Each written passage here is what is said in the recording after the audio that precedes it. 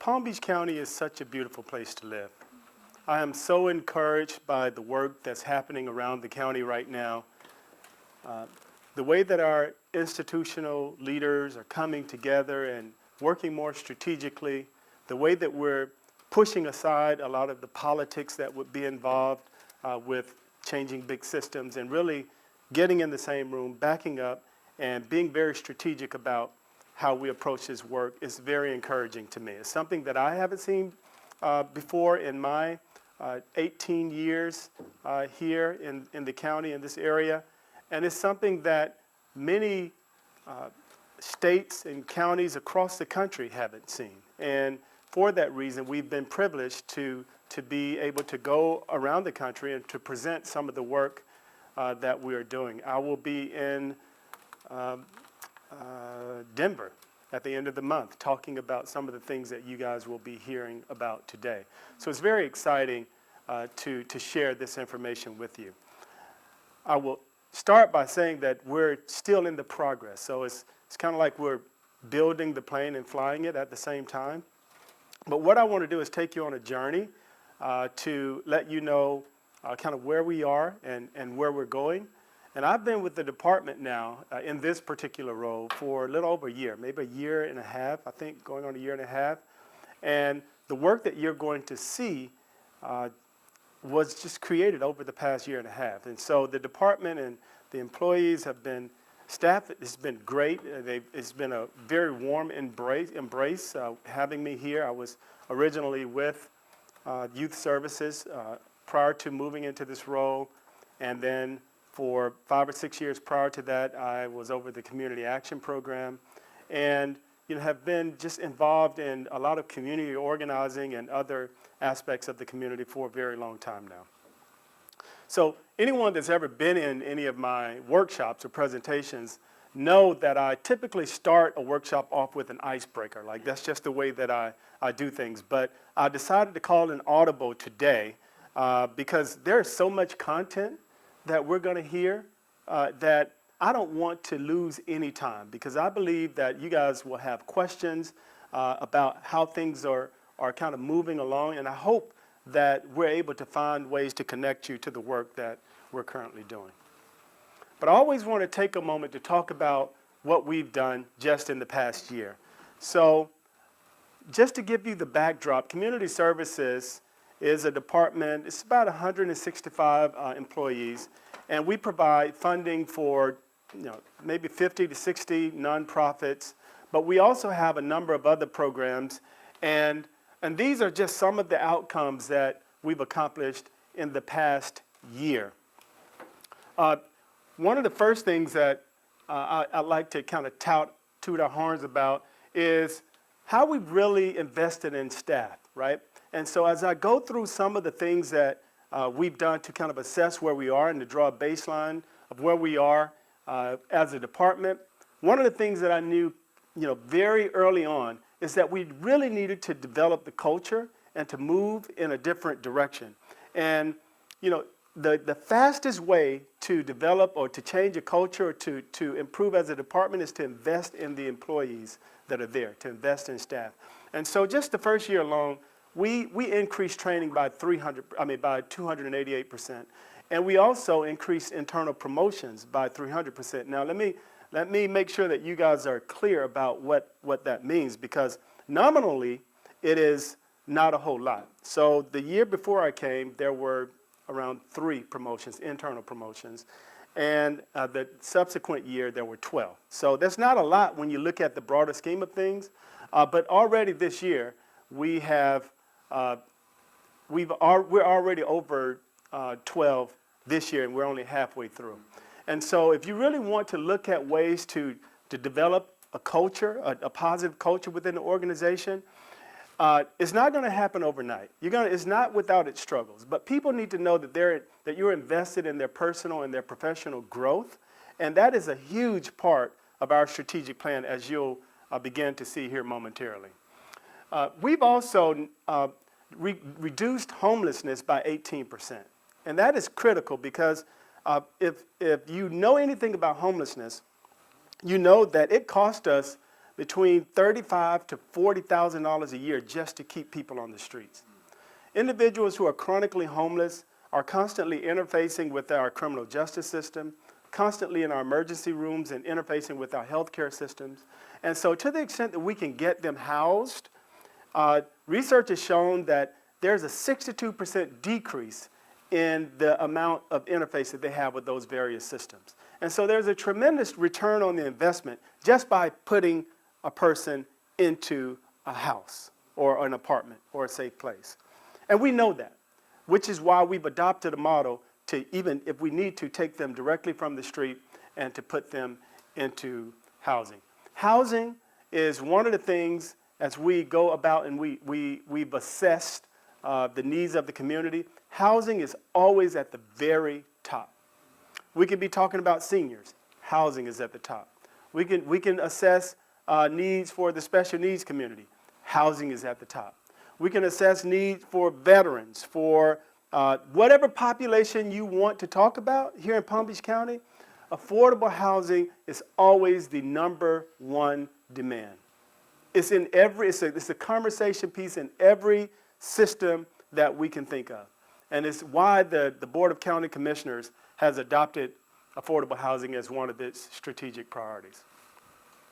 We also do a lot through our community action program to make sure that our seniors and our most vulnerable populations, that they're not without lights, they're not without water, those basic needs that we have. And so we ended up helping more than 9,000 households, 8,000 for restoring utility and disconnection. So, and the state calculates about 3.2 individuals within every household, or that's the average. So if you think about it, that's that's over 20,000 individuals that were impacted by the services that we provide.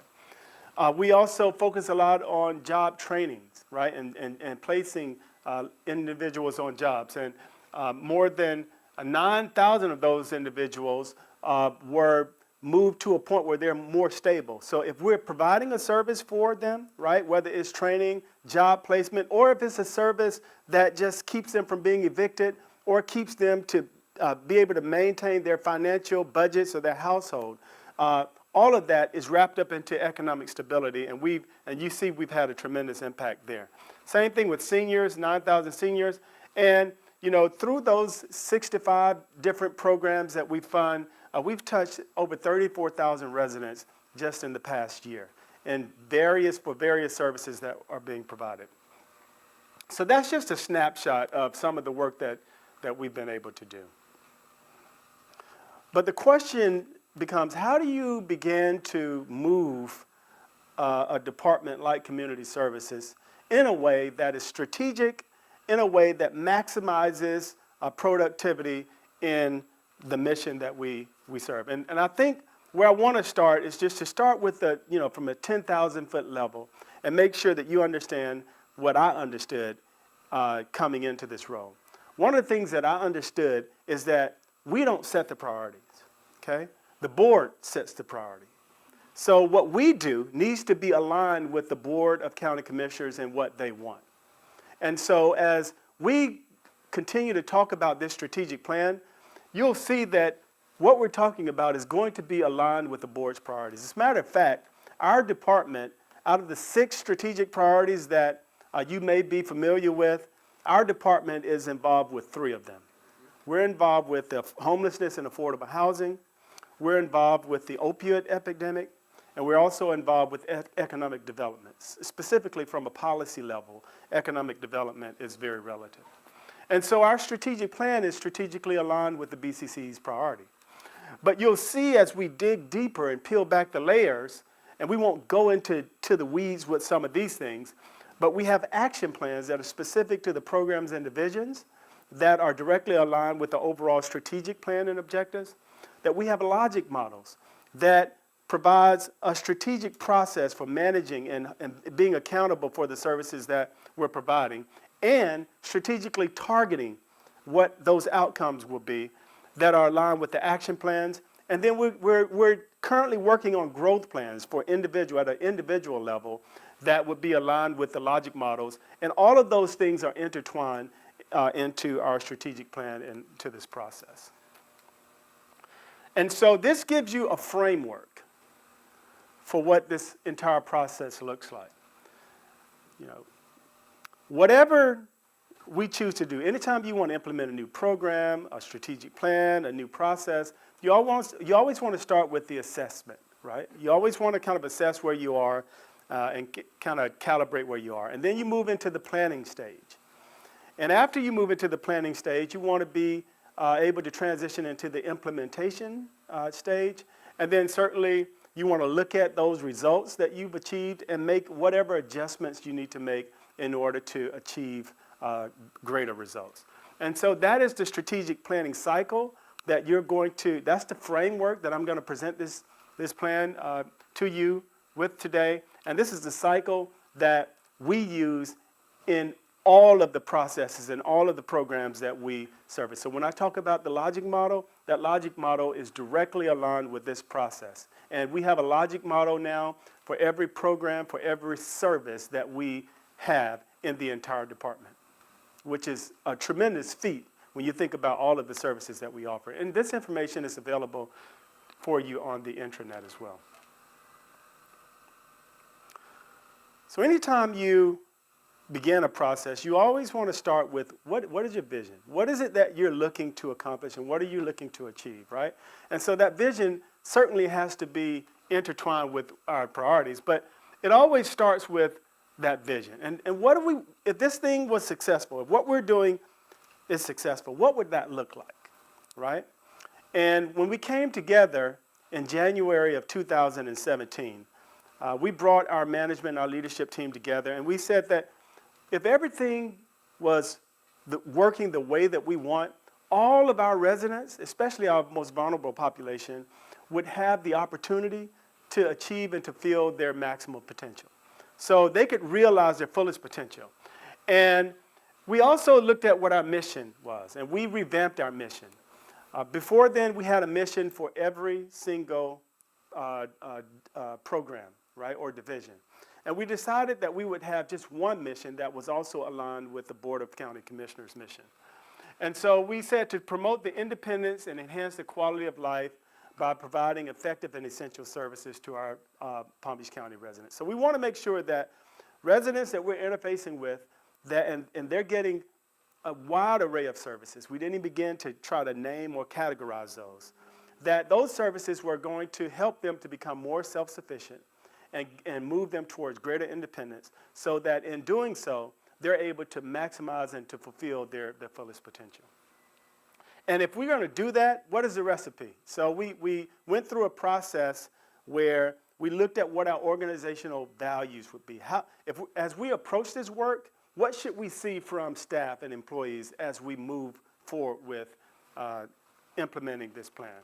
And we came up with, we want to make sure that we're being respectful to one another and to everybody that we're interfacing with. We want to make sure that equity is at the core of our work, that's very important, that we're compassionate, that we're operating with a level of integrity, that we are professional, and that we're seeking to empower individuals, that we're giving them the tools they need in order to be self-sufficient. And so all of those things were discussed, and we involved everyone from leadership to frontline staff. Every single individual within our agency had an opportunity to weigh in on our mission and our vision and our values, okay? And that is very important because if you want them to have buy-in and ownership, then you need to make sure that that happens. So several months after I was there, the first thing I did was start to sit down and I met with key individuals, whether it's frontline, middle management, upper management, and we just talked and we assessed what they thought was what was going on. But after I heard what was going on, I decided that I needed some tools in order to really quantify and capture the essence of what all of our employees were doing. And so I started off, and I'm actually going to talk about the organizational learning assessment. So we brought in a consultant, and that consultant provided an assessment. And it measured the organization's health in 6 key areas. And what it did was it compared the frontline staff's perception of where we were in those areas to the middle management and the top management staff, right? And so you could see this bar graph of how frontline staff thought about these key areas, as well as middle managers, and you can actually see the perception gaps, right? And so we were able to take that assessment and say, here's where we are in terms of our organizational health. And it was very insightful, right? And the last thing you want to do is to take an assessment and try to hide it because it doesn't look as good as you want it to look, right? You want to shine the light on those areas where we're not performing as well. You also want to shine the light on areas where we are performing well. And that's certainly what we did. So not only did we host a conference call and talk about those areas where we were underperforming and overperforming, but I also took the time to break them up into groups because we were able to take the assessment and go to each program and division. And together, we reviewed the areas that we were strong in, but then the areas that we were weak, very weak, what we did was broke up into groups, and we said, okay, if we were getting better in these areas, what would that look like? What would we see? And then what is staff's role in helping us to get there? And what is leadership and management's role to help us get there? And we took that information and we integrated it into our strategic plan, okay? Then we did an organizational learning survey. And if anybody's familiar with Peter Senge's 5th discipline, it really outlines a model for organizations to be very effective from a systems thinking perspective.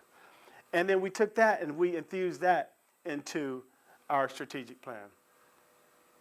Then we did a SWOT analysis. So we sent a survey out and we went with each program and division. We said, what are the key areas, whether it's programs, whether it's human resources, what are the top 3 areas within your program and programs or divisions? And we developed a SWOT, strengths, weaknesses, opportunities, and threats. And we sent that out to all of the staff. So staff had the opportunity to weigh in on what the strengths, weaknesses, opportunities, and threats were for each of those key areas within their division. And then we took that and we built from it. So we did focus groups and pulled frontline staff, middle managers, top leadership, and we had an individual to do focus groups with all of those individuals. At the end of that, we had 54 pages of SWOT, right, of information from staff. And it was very, very valuable information that we used to slot into our strategic plans. But we didn't stop there. We also did a SWOT analysis with the agencies that we fund. And so we looked at our financially assisted agencies, we looked at our contracting, we looked at our monitoring process, we looked at our RFP process, sent a survey out, brought all that information in, synthesized it, and then we met with them, I think in May of this year, and we said, okay, here are the areas that you said we were strong in, here are the areas that you said that we were weak in, we shined the light on those, broke them up into groups, and we problem solved. If this was the way it needed to be, what would that look like, and what is your role, and what is our role, and we developed a plan and infused that into the strategic plan as well, okay? We also did focus groups. We did focus groups with our veterans, with the homeless, individuals experiencing homelessness. We did focus groups with our seniors. And we looked at data, we looked at housing, transportation, employment, food, all of those categories. And if we went to Riviera Beach, the information we presented was specific to Riviera Beach. If we went to Delray Beach, the data that we presented was specific to Delray Beach. And we said, okay, here's what's happening in terms of the data, right? Why is this happening? From your perspective, why is this happening in your area, right? But more importantly, what can we do about it, right? So not only did we share what was happening, but we got community's input in the solution piece of it, right? Because oftentimes within governmental entities or whatever the case may be, we want to tell them what we're going to do rather than to ask them, right? We want to tell them what the problem is rather than to involve them in the problem and the solution building process. So we were able to do those focus groups and we infused that information into our strategic planning process. We didn't stop there. We're still in the assessment phase. So we also did surveys. We developed this consumer survey, and we sent it out to all of our financially assisted agencies. We also gave it to the clients that were coming into our department, right? And then we brought that in, synthesized it, infused that into the plan. When I first got there, I noticed that there were a lot of inefficiencies happening within the department. So myself and the assistant director, we started this process improvement chart, right? So every time there was an inefficiency, we would log it, right? And then we would sit down and figure out what the best strategy was to fix it, right? And so we infused that into the strategic plan. And then we did key stakeholder interviews. So we had an individual that met with 29 different nonprofits, for-profits, funders. They met with Virginia, the county administrator. They met with Nancy. 29 key stakeholders in the community and got their feedback, and we infused that into the strategic plan. And then I sent a team to a training in Texas where, if you're familiar with Malcolm Baldrige, right, there's something called the Standards of Excellence. Because I wanted them to see if our organization was top-notch based on, this process, if everything from leadership to the way that our processes, if everything, the way that our board governance, if everything was perfect, what would that look like, right? And then they took that information, and for one of the programs, because our department is way too large and it would have been way too massive of a task to try to do this, but for one of our programs, we went and assessed that program in every area. And the idea was to kind of start small, but to eventually build to the entire department so that our department would be, by the best standard that I'm aware of, the top-notch agency in the, and by those benchmarks. And then we looked at those gaps based on that assessment, and we infused that into the strategic plan, okay? So that's quite a bit, and that was just from the assessment because we wanted to get a baseline. Now for the OLA and the learning surveys, some of these tools, we're going to reassess those in May of next year. So we're going to bring them back in and we're going to reassess and see if we move the needle after putting all of these things in place. And so in doing this, and there's a document on the internet that shows actually how all of those documents fed into, where they show up in the strategic plan. But in doing this, what we noticed was there were some themes that were derived from this process. One theme was around health and human services, our system of care, like how we're performing as a system. Another theme was around governance, whether that's board governance or the way that we operate, around program performance and around accountability, particularly fiscal accountability. We also had another theme around organizational culture and talent development, and another theme around strategic collaborations and how we really engage our partners and leverage those partnerships. And we developed these short-term objectives from those themes. And so I'm not going to get into detail about these. I'm not going to get into the weeds, but I'm going to stay kind of high level with some of them. And I actually brought some copies for you guys. I may have enough, I may not, but if not, we can print some out. But it outlines this information that you don't necessarily see. So as we move around this Roma cycle, you'll see that we're still in the planning process, right? So we have these plans, but now we're setting measures and assigning tasks. We're also setting targets with our logic models, and we're continuing to develop our growth plans, okay? One of the things that I would like to point out, though, is, and these are not linear, but at the end of all of these, you'll see where our long-term outcomes will be. So to improve financial stability and economic mobility for our households, that is the one that's aligned with the BCC economic development priority. You'll see to improve access to affordable housing, shelter, and people experiencing homelessness or at risk of homelessness.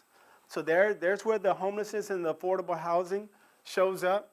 At the end of all of this that's listed, you'll see where access to health and human services for vulnerable population, where opioids and all of the other health issues show up. And then you'll also see one that talks about strengthening community engagement and partnership. So these are the long-term objectives that we'll be setting measurements by. So we've already gone through the process of saying, okay, where are we now? What are those measurements that we're going to be, indicators that we're going to be looking at for the long-term outcomes? But we're also going through that process for some of our objectives and our strategic initiatives as well. So I talked about this a little bit more. These were the themes that were derived. And the short-term outcomes, we talked about that just a little bit, but we want to make sure that our system of care is very efficient, that there's transparency, that there is accountability, and that we're investing taxpayer dollars in the best way possible. Another objective, that we want to be able to improve our ability to measure and achieve results. And then certainly, we want to be able to engage strategic partners and leverage those partnerships. The county shouldn't be the for-all, end-all. I mean, we need to have other partners, whether it's our churches, our municipalities, whether it's other funders. We need to all be working together towards achieving these outcomes. So I'm going to get into an initiative that's more aligned with the very first objective, which is economic development and economic mobility. And I'm going to start by talking about how the community has come together around this. So I'm going to back up and say that the Community Services Department, we also work with quite a few institutional leaders. The Board of County Commissioners, back in, I think, the early 90s, they appointed individuals by the name of Citizens Advisory Committee. And this Citizens Advisory Committee for Health and Human Services is made up of leaders from the health care district, the health department, from all of those different sectors that you'll hear about momentarily. And they meet twice a month, but their whole job is to make sure that we have a system of care that doesn't allow our most vulnerable populations to fall through the cracks. And so the financially assisted agencies that we fund, they're vetted, those recommendations and that funding is vetted through this body, this group of institutional leaders. And the idea is to really fill whatever gaps are out there. So not only do we provide direct services for those vulnerable populations, but we also have funding for nonprofits and other agencies that help to fill those gaps. Okay, so are we clear about that? Everybody clear about that? So we have something that's called, in our comprehensive plan, this county was one of the only counties that opted to have a health and human services element, which means that we developed a system, a plan for the system of care. When you look across all those domains, housing, employment, food, transportation, education, or whatever the case may be, all those domains, that system of care would be seamless and efficient and would allow individuals who are most vulnerable to continue to move, to either stabilize them or to move them up economically and towards self-sufficiency and towards independence. And in doing this initiative that I'm about to describe, we had to identify as a community, not just as a department, why are we in this work? Why do we do what we do, right? Because oftentimes we have individuals standing on the sidelines and saying, that's not my problem. But more times than not, individuals don't understand the implications of them being on the sideline, because if that boat sinks, we all sink, right? So what we have done is try to shift the narrative. And we're starting to look at a systems thinking perspective and look at our ecosystem. Because we understand that if individuals can't read, if they can't write, then that affects economic development, because businesses don't want to move into a community where they don't have a workforce that they can train, right? Businesses don't want to move into a community where their workers are homeless because they can't afford the housing there. They don't want to move into a community where there's a lot of sickness. They're not going to want their kids to be there. They're not going to want their employees to be calling in to work sick, right? So there are implications to people standing on the sideline. We all have to get off the sideline, including the business community, and really work together to address this issue. And so we believe that poverty, which is one of the initiatives that we're tackling on the first strategic objective, is everybody's problem. We also believe that we need to find solutions with people and not for people. So as we move forward with this work that I'm going to describe to you, keep these things in mind. We believe that eliminating poverty is a moral and economic imperative, and we believe in shared economic prosperity for all. Those are key guiding principles that the community has adopted throughout this process. Okay? And so when you think about systems change, which we're going to talk about, I want to give you this visual. If you went out to a lake or a pond, right, and you saw one fish like floating on top of the lake, most people would look at it and say, there's something wrong with that fish, right?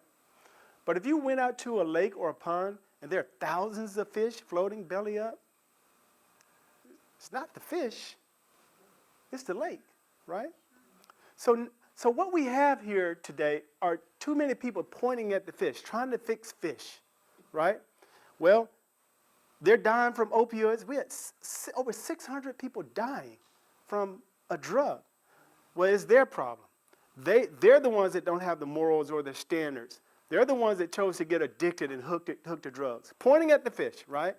Not thinking about doctors who are overprescribing, for somebody going in and breaking their arm.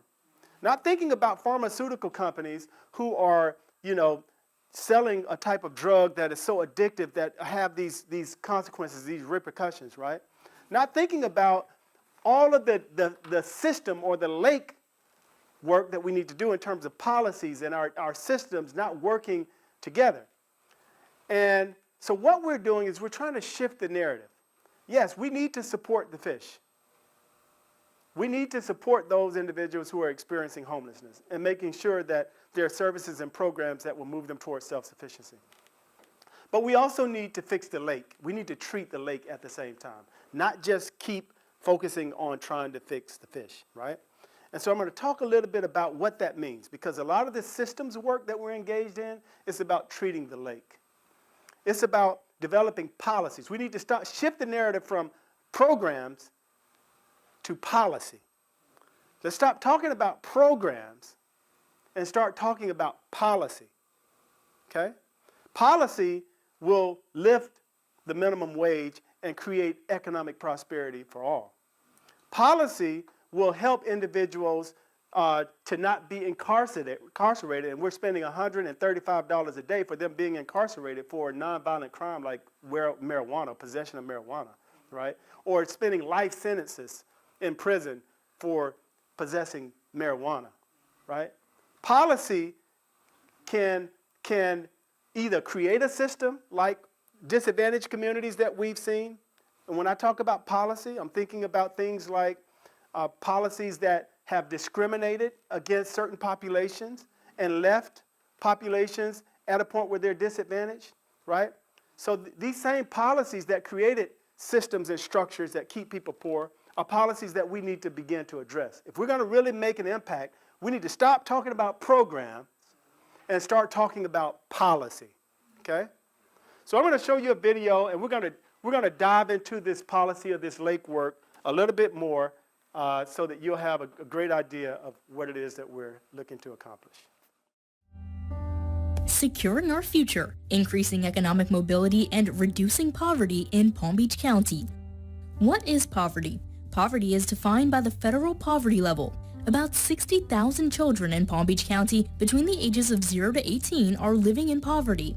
ALICE, or Asset Limited, Income Constrained, Employed, means a household with income above the federal poverty level but below a basic cost of living threshold.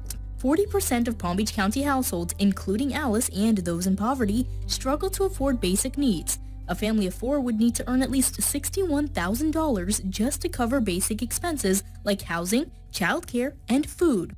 The vision. How do we use a systems thinking approach to identify levers within the system of care that would reduce poverty by 10% for school-aged children, If 60,000 children in Palm Beach County are living in poverty, and our vision is to move 10% out of poverty, with an average of 3.2 individuals in each household, about 188 households per year for the next 10 years would need to earn above the federal poverty level for a minimum of 2 years in order to move out of poverty. About 132,000 households with children live below the ALICE threshold. Reducing that number by 10% would be about 13,000 or 1,300 households annually over the next 10 years. Stakeholder commitment. The work of charities, businesses, or governments alone will not lead to the reduction of poverty. It entails a commitment to changing the policies, systems, and structures that help keep people poor. The strategic plan. What policy changes within these systems would reduce poverty within the next 10 years? Access to meaningful work, child and youth care, strong local economy, access to justice, education and training, food security, healthcare, affordable housing, sustainable transportation, and a livable income. Currently, there are organizations from various sectors responsible for each key area within the system of care. Each area functions as a separate gear to keep the system of care functioning at maximum capacity.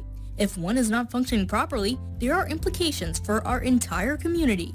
The role of the CAC and other community partners is to ensure policies within and across systems maximize effectiveness and efficiency. An exciting new system of care called Birth to 22 United for Brighter Futures brings together an alliance of community partners that engage coalitions, networks, and youth-serving organizations to move families towards greater self-reliance. A stronger collaboration between Birth to 22 and the overall system of care would ensure continuity between the two systems of care and enable entities to strategically leverage their resources to reduce the county's poverty rate. For example, the youth in a family participating in this poverty reduction initiative would gain preference in a summer job offered by a department like Youth Services, which could increase the household income above the poverty threshold and improve the youth's opportunity for future employment. Much like the VIP lines at Disney, these systems can work together to develop a separate system that improves access to critical services and case management support instead of blending into a congested system. This enhanced level of access would prevent families from losing their jobs or wages due to waiting in long lines and mitigate the frequency of crisis situations. Each identified family will have a case plan that specifically outlines their path out of poverty. Agencies that assist with the transition to homeownership will help families offset the projected loss of benefits due to the cliff effect, where a person loses much needed benefits like childcare, housing subsidies, and medical benefits as they earn more. The cliff effect is often the single greatest barrier to self-sufficiency for low-income individuals, disincentivizing economic mobility. The development of this strategic plan and poverty apparatus will require endorsements from all entities involved with the Health and Human Services element and Birth to 22. Palm Beach County is one of the wealthiest counties in the nation. We have a moral obligation to lead the fight against poverty, ending it altogether. Let's be a beacon of light for communities across the country by creating a place where all residents have the resources and opportunities to reach their fullest potential. So that's the North Star, right? In December, we brought another consultant down to work with the CAC and to facilitate a retreat. And during that time, the community came together. We had entities involved with Birth to 22. For those of you who are not familiar, when I was at Youth Services Department, I had the privilege of being on the strategic design team of designing the Birth to 22 initiative. Me and several others kind of worked with the consultants to help design and to frame that initiative. I also had the privilege to go around every single community, 11 different communities, disadvantaged communities throughout this entire county, and to talk to residents about the data and what their needs were and to get their input into it. 11 out of 11 of the community conversations that we went to, there was one topic that came up in every single conversation. You guys guess what that was? Affordable housing, but economic, that's a part of the affordable. They needed economic access. They needed ways to create jobs, to be able to pay for housing, to deal with the homelessness, that type of thing. Unfortunately, there was no entity who had broad leadership in that area. So all of the other areas that were identified, there are entities like CSC or the school district, or others who were leading.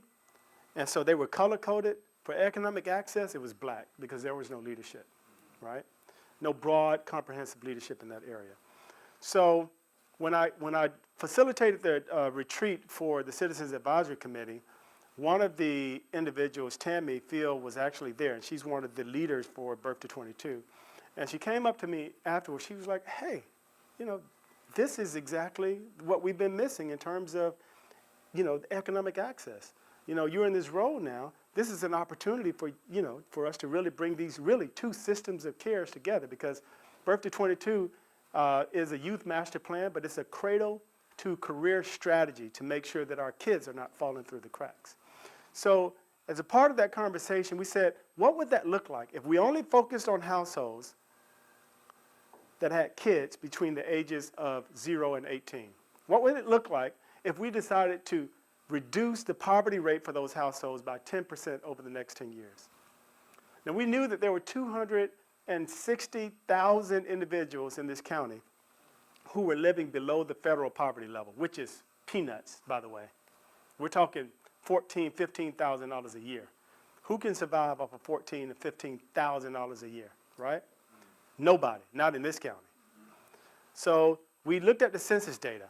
And then we also looked at ALICE, right, which is United Way's ALICE report, which is synonymous to the living wage, because it actually cost, you know, $40-something thousand a year for you to live in Palm Beach County, right, and to be able to afford everything like housing, food, childcare, those type of things. So we said, if we decided to just not to be too big and too broad with this, but how can we just reduce it by 10%? So we looked at, out of those 259, we saw that 22% of those 259,000 or 260,000 had kids ages 0 to 18. So that left us with about 60,000 households with kids between the 0 and 18 who were living in poverty. Okay? So if we wanted to reduce 60,000 by 10%, that would be 6,000 households that we would need to focus on in order to do that, right? And so when we look at, 6,000 individuals, I'm sorry. So when we break down 6,000 individuals per year, 6,000 individuals over 10 years, okay? Well, that means that we need to have 600 individuals that we move out of poverty every year. You guys follow me? Okay, you take 6,000 is 10%. 600 over 10 years, right, will equal 6,000. So we also knew that if the state says that there are 3.2 people in each household, that means that we would need to move 188 households per year from below the federal poverty level above the federal poverty level. Does that make sense?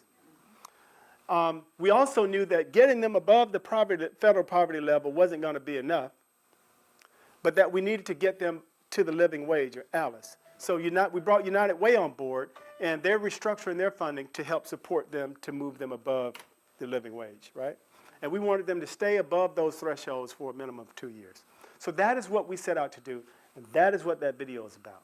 Now, again, that is supporting the fish, right? These are like programs and services to support the fish. But consider this.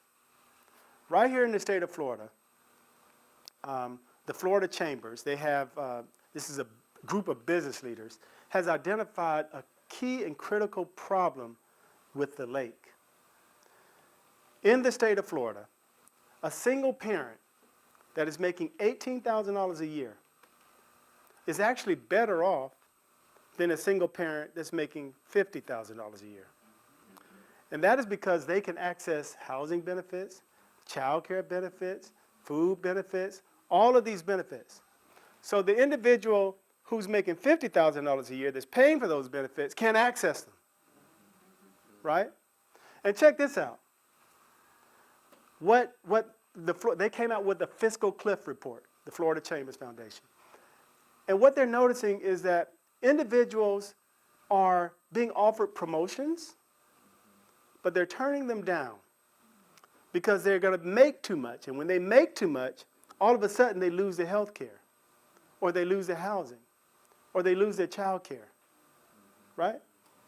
So they're turning down the opportunity to move up economically because the way that the system is structured, the lake is structured, it disincentivizes economic mobility. Our system is broken. That's lake. That's not the fish. That's the lake that we're swimming in, right? You can take that fish and you can throw it into that same lake and the same thing is going to happen to it. But we would say, well, they just need to pull themselves up by the bootstraps, right? Thinking about lake work is the difference between beating the odds. We throw that fish, we expect them to beat the odds? No. I mean, every now and again, you're going to have exceptions, and certainly the personal responsibility and accountability plays a huge role, right? I'm not negating that at all. But we're really trying to change the odds. We're not trying to beat the odds. We're trying to change the odds. We're trying to treat the lake in a way that allows us to really make the progress we need. I'll give you a more concrete example, right? We could very easily focus on treating the fish, right, for opioid addictions. We could try the medically assisted treatment, all these different programs to help them, right, and just focus on that. But we said, no, we know better than that. We know that's not going to work. We need to fix this lake. So what the county is doing is they're suing the pharmaceutical companies, right, that they're going after doctors who are overprescribing. Because Florida was the epicenter for this entire country when it comes to the opioid epidemic. These are lake work. They're developing policies, right, that, well, you know, if you're selling drugs with fentanyl, then you could go to prison for life, right? They're digging deep. This is lake work. This is groundwater work. This is systems work that we're doing. So they understand you can't just focus on the fish. You have to treat the lake at the same time. And we need to be able to take that approach in everything that we do, right? Because if we continue to not look at the systems that created the problem, then we're going to, it's like, I lived in an apartment and I could never figure out why I was coughing. I just kept coughing. You know, I was exercising, I was eating right, I was doing this, and I just had this horrible cough.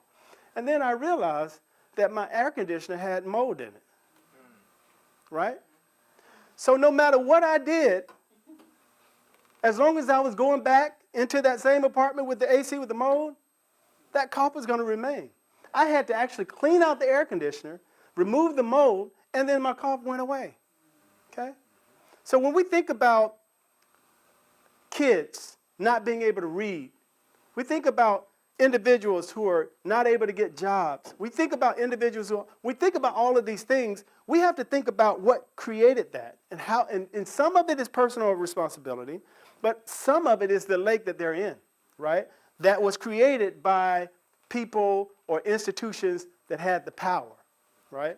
So I'm not going to dive too deep into that, but I really want you guys to understand that we have to take a different approach to this if we really want to make the progress that we seek to make, okay?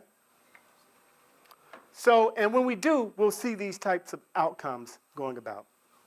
So I'm really excited about this initiative because the Securing Our Future initiative, because we're supporting the fish and we're treating the lake.